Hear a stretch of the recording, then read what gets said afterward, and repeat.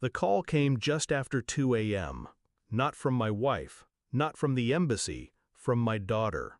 Her voice was trembling, fragile. She never called me like this, never needed to.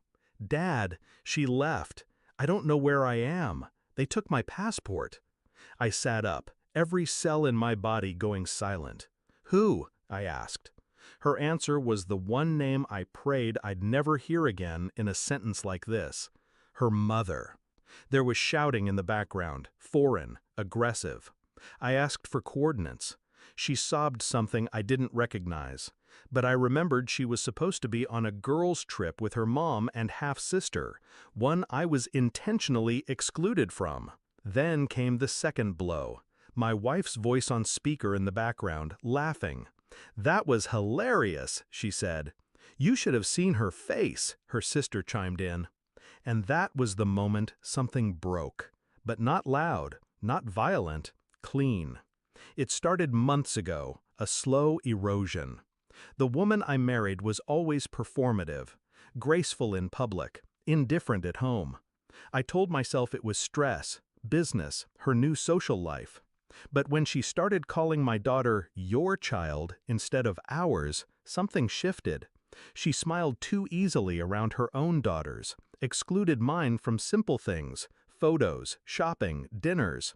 I confronted her once. She said, "She's nearly grown. She doesn't need me." But children never stop needing parents. I told her that.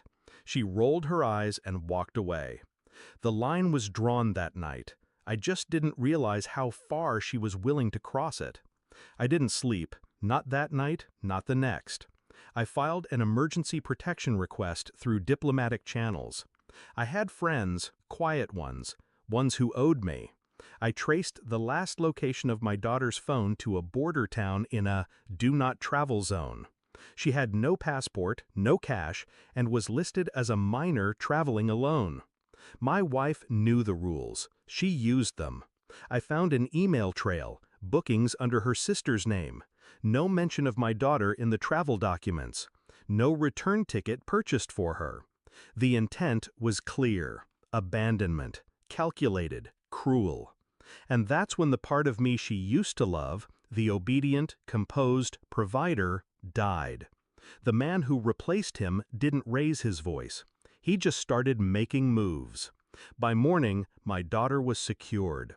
A private operative intercepted her before local authorities could. She was pale, hungry, silent, but safe. I held her for a long time, her head against my chest, heart still racing.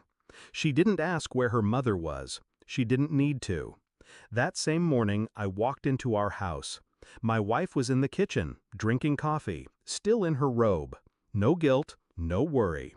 "You're back early," she said. I set down a file on the counter. Inside, her booking confirmations, border footage, surveillance stills, voicemails, a full dossier. She flipped through it with fake calm. By the third page, her hand shook. "Where is she?" she asked. I didn't answer. I didn't need to. Her face fell. That was enough. That afternoon, I met with my attorney. Divorce was filed under willful endangerment of a minor. All assets frozen, trusts revoked. Her business, financed by me, was audited by week's end. Turns out, her sister was listed as co-owner. Tax fraud made that easier. My daughter was relocated to a school abroad, one she chose, far from this family, far from that woman. I paid the first year in advance.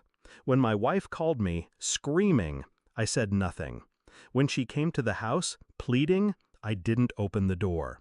She left a letter in the mailbox, 4 pages, tears, blame, regret. I burned it. Then mailed her a single page in return.